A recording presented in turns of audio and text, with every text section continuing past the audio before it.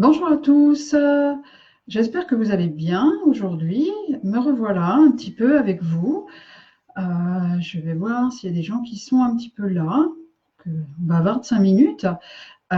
Sinon, je vous ai préparé quelque chose. En fait, l'idée m'est venue hier, on était donc mercredi hier, la journée des enfants normalement.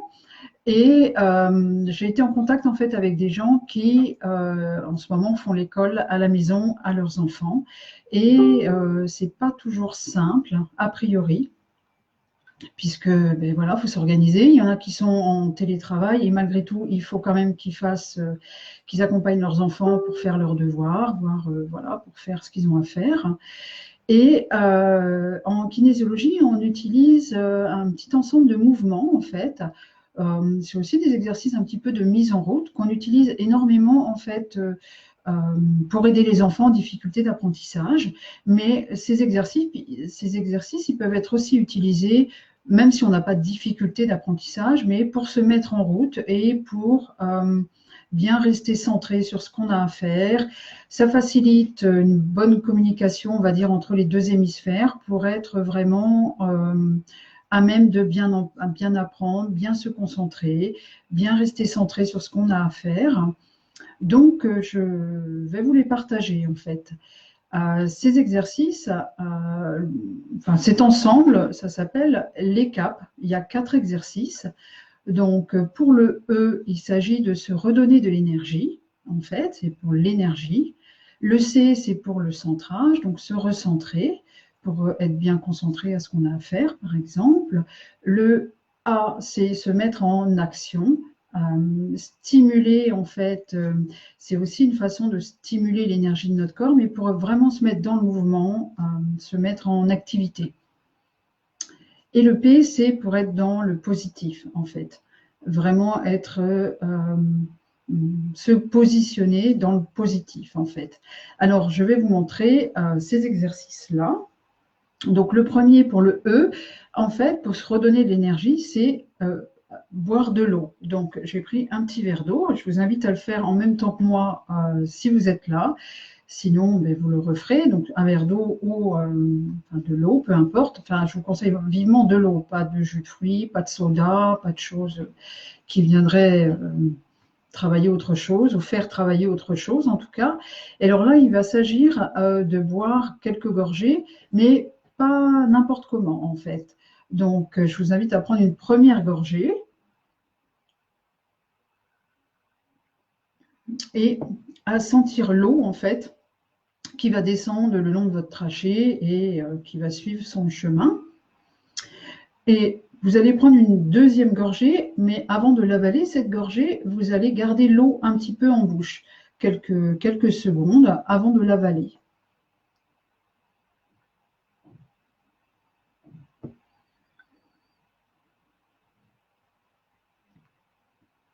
Et puis ensuite, vous l'avalez et comme la précédente, vous essayez de vous rester centré sur l'eau qui descend, que vous ressentez. Elle n'a pas besoin d'être glacée, mais de toute façon, elle n'est pas à la température de votre corps, donc vous allez sentir. Et la troisième gorgée que vous allez prendre, je vous invite en fait à vous rincer la bouche avec, en fait, à prendre le temps d'immerger tous vos capteurs, tous les capteurs qu'il y a dans votre bouche, à vraiment faire circuler l'eau dans votre bouche avant de l'avaler.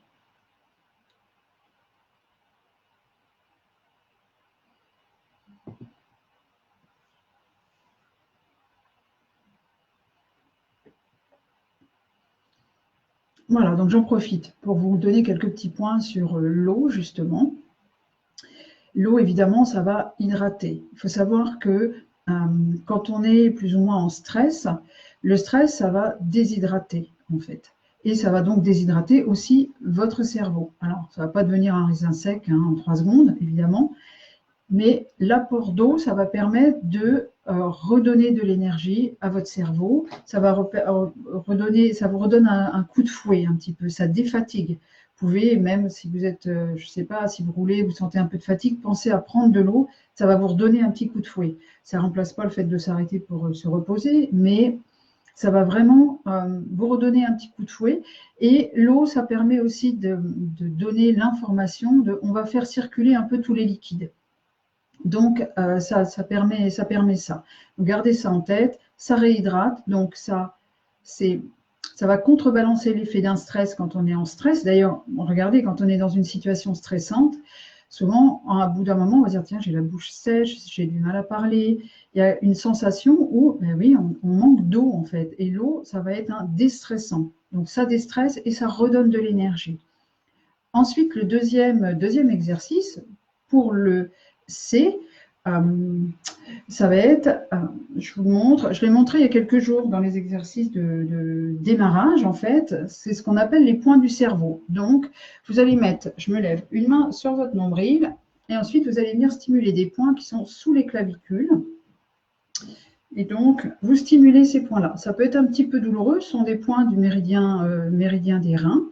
Donc, ça peut être parfois un petit peu douloureux. Si c'est le cas, vous massez tout doucement. Si c'est vraiment très, très, très sensible, vous posez juste vos mains et vous imaginez que vous stimulez, mais vous touchez ça, simplement.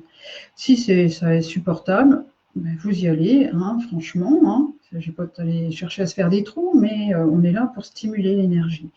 Et cet exercice, quand vous le faites, par exemple, avec des enfants, vous pouvez très bien, en même temps qu'ils stimulent ces points-là, les faire effectuer en fait un balayage avec leurs yeux de droite à gauche, sans bouger la tête. C'est-à-dire que vos yeux vont partir, par exemple, de la droite, suivre une ligne horizontale et aller vers la gauche.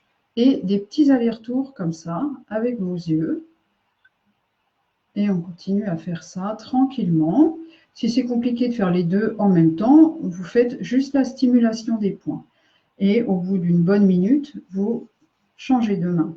Cet exercice, il porte le nom des points du cerveau.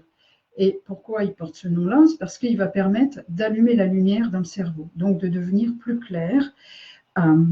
Ça éclaire, en fait. Et si vous regardez bien, là, on est vraiment au centre du corps. Et ça permet... comment je pourrais vous expliquer ça? En fait, vous voyez, c'est comme quand on fait le balayage avec les yeux, ça permet de passer de gauche à droite, de droite à gauche, et on croise ce qu'on appelle notre ligne médiane. Il y a plein d'enfants, quand ils ont des difficultés d'apprentissage, parfois c'est parce qu'ils n'arrivent pas à traverser leur ligne médiane. Donc, ils vont buter, ils vont s'arrêter, ou ils ne vont pas finir des lignes, ils vont repartir à la ligne d'en dessous. Enfin, ça, c'est pour vous donner des exemples de comment ça peut se concrétiser en difficulté d'apprentissage.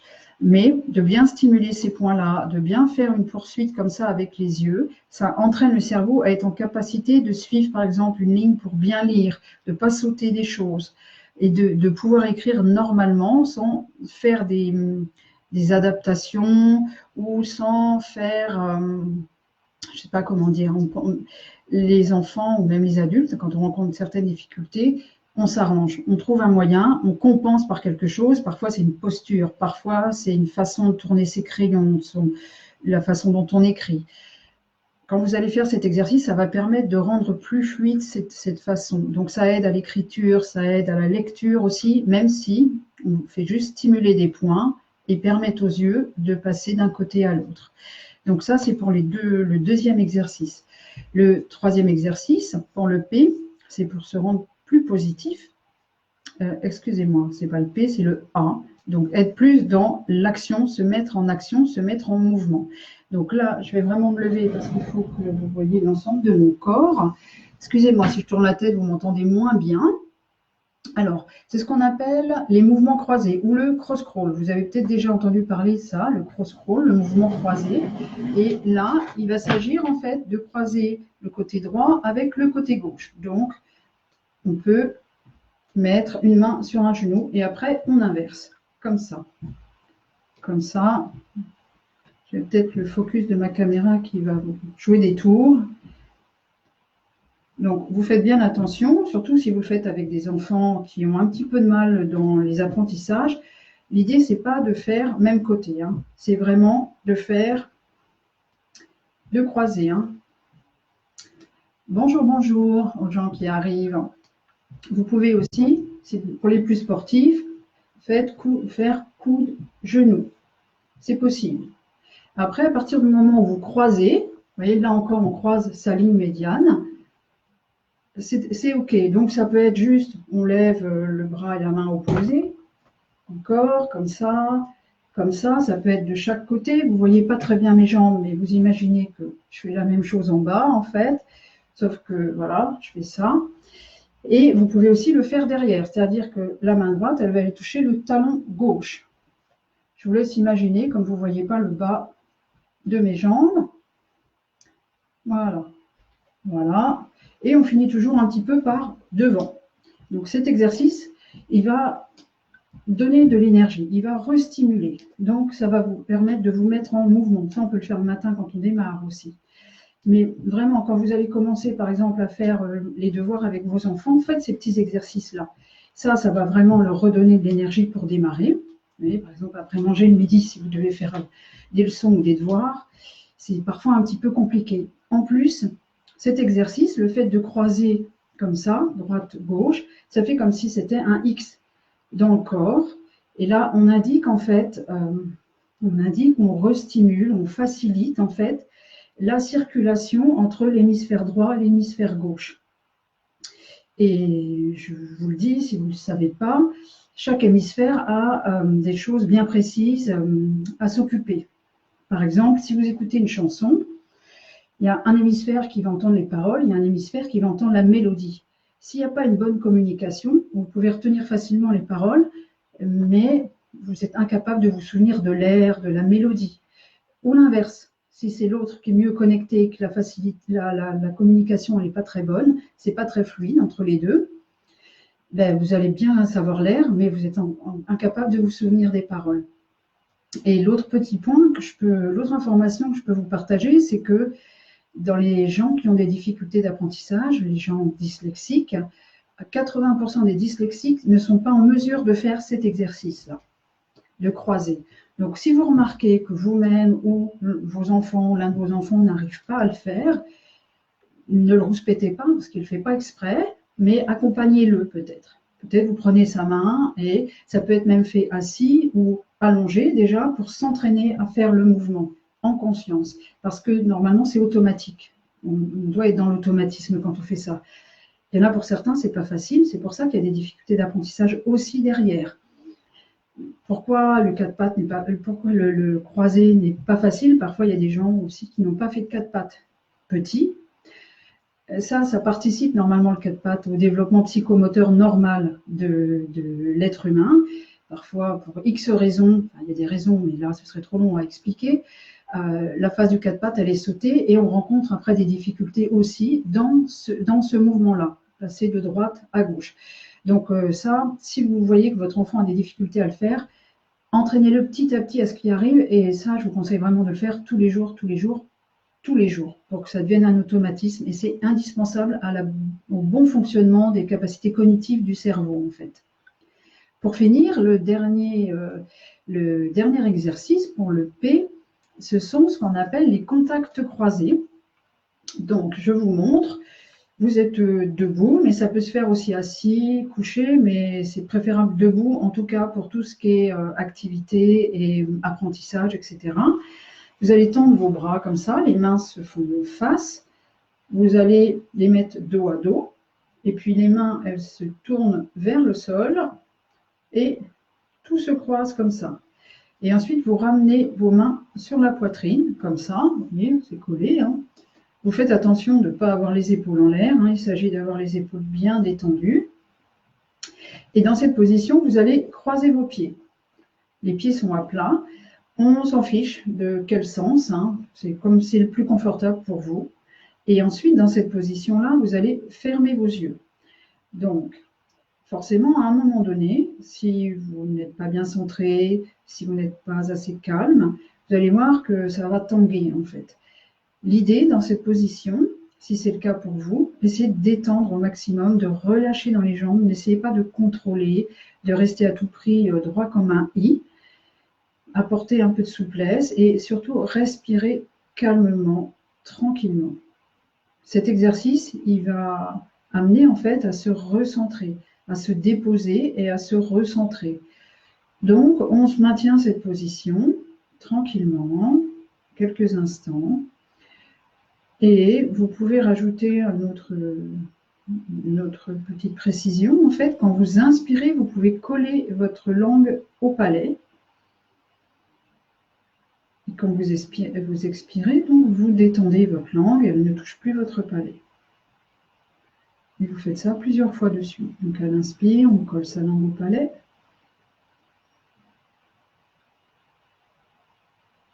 À l'expire, on relâche.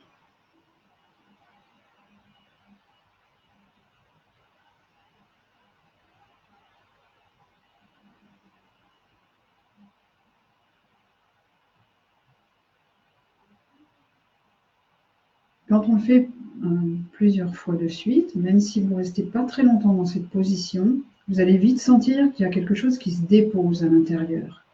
Cet exercice, il permet vraiment de calmer l'agitation intérieure, de calmer tout mouvement interne, en fait.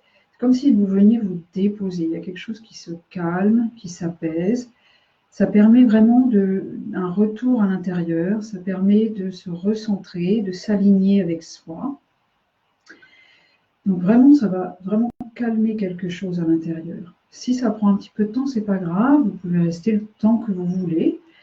Si vous le faites avec des enfants avant de démarrer une activité, je vous déconseille de le faire trop longtemps parce que c'est un exercice qu'on peut utiliser pour s'endormir ou pour se rendormir le soir. Donc si vous le faites pendant 10 minutes, vos enfants ne vont pas être en capacité de se mettre en activité derrière. Donc c'est vraiment le faire quelques instants pour que hop, tout le monde se ramène, on se recentre, on est bien concentré, on est bien présent à ce qu'on fait. Cet exercice, il a une deuxième phase. Vous décroisez vos pieds, en fait. Vous décroisez vos mains et vous allez aller contacter tous vos doigts, les uns après les autres, comme ça. Et les yeux bien ouverts, vous respirez tranquillement. Et cet exercice-là, cette deuxième phase de l'exercice, permet en fait d'être plus dans l'ouverture, dans la connexion à l'extérieur. Donc une fois qu'on s'est bien centré, on s'est bien ramené en soi, on va dire, on est en capacité de se concentrer, de se tourner vers l'extérieur, tout en étant bien posé à l'intérieur, mais en ouverture. Donc ça facilite vraiment l'attention à l'extérieur, la relation à l'extérieur. Donc vous voyez tout le bienfait, par exemple, pour les enfants qui ont besoin de se poser, se recentrer pour être concentrés sur quelque chose. On a amené de l'énergie, du dynamisme, de la concentration, du recentrage, où l'enfant il va être dynamique mais bien présent, bien là, bien l'esprit bien clair et bien ouvert à ce qu'il a besoin de faire en fait. Donc là, je vous parle de l'enfant. Voilà, vous l'avez fait un petit instant, hein, vous pouvez après relâcher la posture et commencer ce que vous avez besoin de faire. Donc, je vous ai donné pas mal d'exemples pour si vous l'utilisez avant de travailler avec vos enfants, de les mettre à leurs devoirs, les mettre à leurs exercices, hein, ce qu'ils ont à faire en ce moment, par exemple. Mais vous pouvez l'utiliser si vous êtes peut-être artiste, si vous devez vous mettre à peindre, si vous devez vous mettre à faire quelque chose. C'est valable pour tout le monde, ces petits exercices. Hein. C'est un très, très grand bienfait. Il y en a qui les utilisent avant de démarrer leur journée, par exemple, pour bien démarrer leur journée. Et cet exercice s'appelle l'ECAP pour E-C-A-P, mais c'est vraiment donner le cap qu'on veut donner à sa journée aussi. Donc, en énergie, l'esprit clair, bien centré, bien centré chez soi pour être bien connecté à l'extérieur, mais avec clarté, avec discernement en fait. Voilà, je voulais vous présenter ces petits exercices. Peut-être vous les connaissiez déjà, peut-être pas. C'est des petits exercices vraiment très très précieux, pas difficiles à faire, mais vraiment qui vont vraiment vous apporter beaucoup. Et chacun peut être fait individuellement si ça vous semble opportun. Voilà, je vous souhaite de mettre tout ça en application, que ça vous soit très utile. Et puis, je vous souhaite de prendre soin de vous. Et je vous dis à très bientôt. Bye bye.